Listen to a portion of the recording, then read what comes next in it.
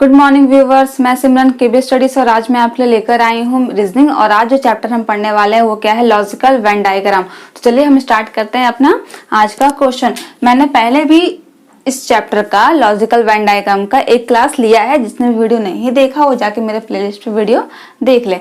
तो स्टार्ट करते हैं हमारा पहला क्वेश्चन। मेरा पहला क्वेश्चन में क्या बोल रहा है कि त्रिभुज जो है क्या है, भारतीय को दर्शाता है और वर्ग शिक्षित को दर्शाता है और वृत्त जो है कार्यरत को दर्शाता है। तो हमें बताना है कि कौन सी संख्या कार्यरत भारतीय है, कौन सी संख्या कार्यरत भारतीय है जो अशिक्षित है, मतलब कि शिक्षित नहीं है। ध्यान दीजिएगा, यहाँ पे क्वेश्चन नंबर 1 का जो डायग्राम कहाँ है, यहाँ पे बना हुआ है। वृत्त जो है क्या है, कार्यरत को दर्शाता है। ये जो वृत्त है ये क्या है, कार्यरत है, ठीक है। और त्रिभुज जो है क्या है, भारतीय को दर्शाता है। ये त्रिभुज का है मेरा, यहाँ ये त्रिभुज है, ये त्रिभुज क्या है, भारतीय। और वर्ग, ये हो गया मेरा वर्ग। तो वर्ग किसको दर्शाता है, शिक्षित को दर्शाता है। वर्ग किसको दर्शाता है, शिक्षित को। तो हमें वो संख्या बतानी है जो कि कार्यरत है और भारतीय भी है पर शिक्षित नहीं है, यानी कि अशिक्षित है। तो कौन सी संख्या हमें ढूंढनी है जो कि त्रिभुज में भी हो, वृत्त में भी हो पर वर्ग में नहीं हो।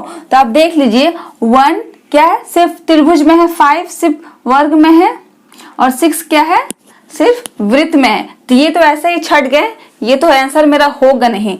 ध्यान दीजिएगा, 2 क्या है, नंबर 2 वर्ग के अंदर नहीं आ रहा है, वृत्त के अंदर है और भारतीय के अंदर है, यानी कि भारतीय है और कार्यरत है। नंबर 2 जो है भारतीय भी है और कार्यरत है, पर 2 नंबर क्या है, वर्ग के अंदर नहीं है। ध्यान दीजिएगा, वर्ग क्या है, यहीं से कट जा रहा है ना, ये क्या है, वर्ग यहाँ से कट गया है, इधर साइड चला गया है और 2 नंबर का है, यहाँ पर है, वर्ग में नहीं है। तो वर्ग में नहीं है मतलब क्या है, वो शिक्षित नहीं है। शिक्षित नहीं है इसका मतलब वो अशिक्षित है। तो हमें वैसा ही नंबर बताना था ना कि जो भारतीय है और कार्यरत भी है परंतु अशिक्षित है, यानी कि शिक्षित नहीं है। तो इसका आंसर क्या हो जाएगा, नंबर 2। आंसर इसका होगा नंबर 2, ठीक है। 2 नंबर क्या है, भारतीय है, कार्यरत है परंतु शिक्षित नहीं है। इस तरह से ध्यान देना है हमें कि कौन नंबर किसके अंदर आ रहा है, कौन नंबर किसके अंदर आ रहा है, सिर्फ हमें ये ध्यान देना है। आगे चलते हैं, क्वेश्चन नंबर 2 बोल रहा है मेरा कि वह कौन सी संख्या है जो तीनों ज्यामितीय आकृति में उपलब्ध है। हमें बतानी है कि वो कौन सी संख्या है जो तीनों में है। तीनों में क्या है, 2 नंबर का देख लीजिए, मेरा डायग्राम क्या है, ये है। 3 आकृति कौन कौन सी है, आयत, ये क्या है, आयत है, और ये क्या है, त्रिभुज, और ये क्या है, वृत्त। हमें बतानी कि कौन सी संख्या है जो तीनों में आती है। तो ध्यान दीजिएगा, नंबर 6, नंबर 1, नंबर 7 और नंबर 8 क्या है, तीनों अलग अलग है। नंबर 1 नंबर 7 सिर्फ त्रिभुज में है, नंबर 6 जो आयत में है, नंबर 8 सिर्फ वृत्त में। हमें बतानी है जो तीनों में उपलब्ध है, जो संख्या तीनों में उपलब्ध वो संख्या बतानी है। तो ध्यान दीजिएगा, नंबर 4 क्या है, वृत्त के अंदर भी आ रही है, त्रिभुज के अंदर भी आ रही है और आयत के अंदर भी आ रही है। नंबर 4 ध्यान दीजिएगा कहाँ है, आयत के अंदर भी है, त्रिभुज के अंदर भी है और वृत्त के अंदर भी है। तो नंबर 4 क्या होगा, आंसर हो जाएगा। नंबर 4 क्या होगा, मेरा आंसर हो जाएगा। और ये क्या है, तीनों आकृतियों के बीच उपलब्ध है। तो हमें से ये बात ध्यान रखना, हमें देख लेना है कि कौन कौन किसको दर्शा रहा है। पहले हम क्या करना है कि कौन आकृति किसको दर्शा रहा है उसको हम साइड करके लिख लेंगे अच्छे से।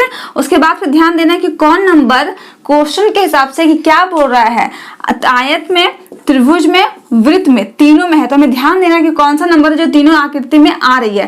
पहले ध्यान देना कि कौन कौन अलग है, उसको छाट लेंगे, उसके बाद फिर बीच वाला को ध्यान देंगे कि कौन सी संख्या किस आकृति में है। 6 नंबर, 1 नंबर, 8 नंबर, 7 नंबर, हम पता चल रहा है कि जाहिर सी बात है कि वो अलग अलग है, कोसी में कोई मैचिंग नहीं है, तो वो तो आंसर होगा ही नहीं। हमें ध्यान किसमें देना है, 5, 4, 2, 7, 3 में ध्यान देना है कि किसमें आकृति में कौन नंबर आ रहा है, किस किस आकृति में कौन नंबर आ रहा है। इसी तरह से हमें ध्यान देके छोटे छोटे बारीकियों को ध्यान से देख के बताना है, ठीक है। तो नंबर 4 क्या होगा, मेरा राइट आंसर हो जाएगा, ये तीनों आकृति में भी है।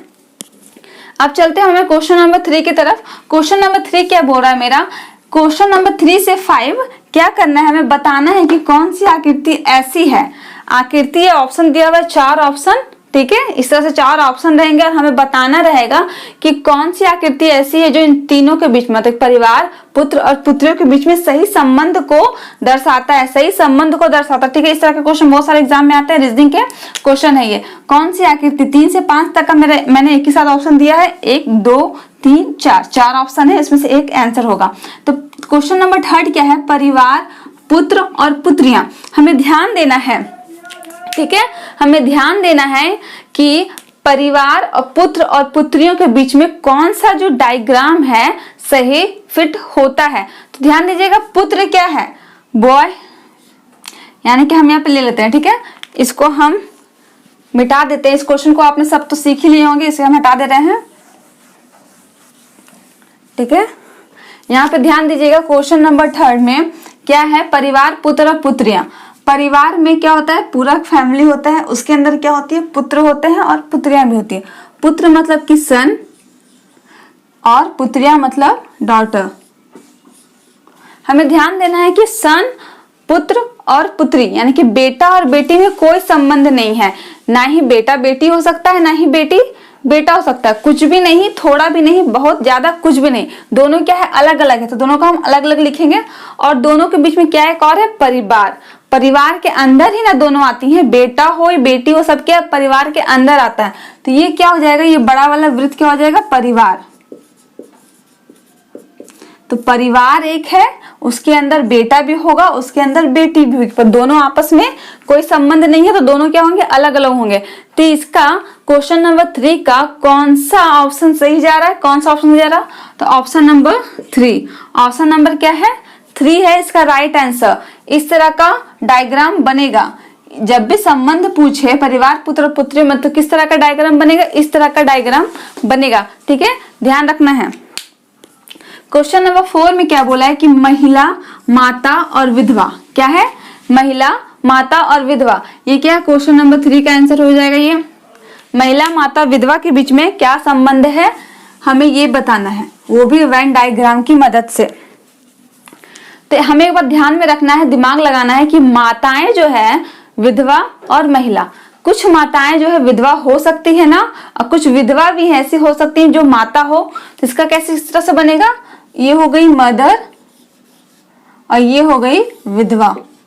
ठीक है, कुछ माताएं जो है विधवा हो सकती है, ये क्या है, इसमें माता ऐसी माताएं हैं जो विधवा है, या फिर ऐसी विधवा है जो कि माता है। कुछ माताएं विधवा भी हो सकती है और कुछ विधवा जो है वो माताएं भी हो सकती है। और ये दोनों क्या है, माता और विधवा दोनों क्या है, दोनों ही क्या है, महिला है। ये दोनों महिला के अंदर आएगी ना, वुमेन के अंदर।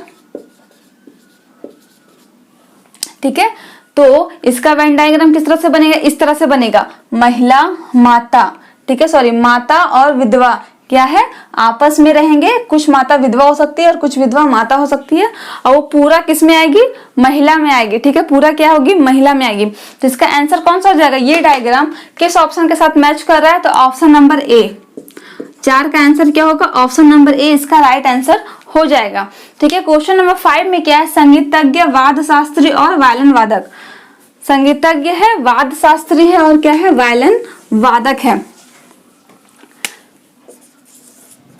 तो इसमें क्या होगा, सभी वायलिन वादक जो होंगे, जितने भी वायलिन बजाने वाले होंगे वो सभी क्या होंगे, वाद्य शास्त्री होंगे। वाद्य शास्त्री का मतलब क्या होता है कि कोई भी इंस्ट्रूमेंट बजाते हो। वाद्य शास्त्री मतलब कि कोई भी इंस्ट्रूमेंट बजाते, जरूरी नहीं है कि वो वायलिन हो, गिटार हो, हारमोनियम हो, कुछ भी हो सकता है। तो सभी वायलिन वादक, ये क्या होगा, वायलिन वादक जो है वाद्य शास्त्री होते हैं। सभी वायलिन वादक क्या होते हैं, वाद्य शास्त्री होते हैं। और सभी वाद्य शास्त्री क्या होते हैं, संगीतज्ञ होते हैं। जितने भी वाद्य शास्त्री बजाने गाने वाले क्या होते हैं, वो उसको क्या बोलते हैं हम लोग, संगीतज्ञ। तो इसका डायग्राम किस तरह से बनेगा, सबसे पहले आएंगे वायलिन वादक, और सभी वायलिन वादक क्या होंगे, वाद्य शास्त्री होंगे। सभी वायलिन वादक वाद्य शास्त्री के अंदर आएंगे, और सभी वाद्य शास्त्री क्या होते हैं, संगीतज्ञ होते हैं, तो पूरे संगीतज्ञ के अंदर आएंगे। तो इसका वेन डायग्राम किस तरह से बनेगा, इस तरह से बनेगा, जो किस ऑप्शन में है, ऑप्शन नंबर 2। ऑप्शन नंबर 2 क्या होगा, मेरा राइट आंसर हो जाएगा। इसी तरह से वेन डायग्राम आते हैं बनाने के लिए। ठीक है, तो आज का मेरा क्लास यहीं पे समाप्त होता है। अगर वीडियो अच्छा लगे तो वीडियो को लाइक शेयर जरूर करें और हमारे चैनल को सब्सक्राइब भी जरूर करें। Thank you.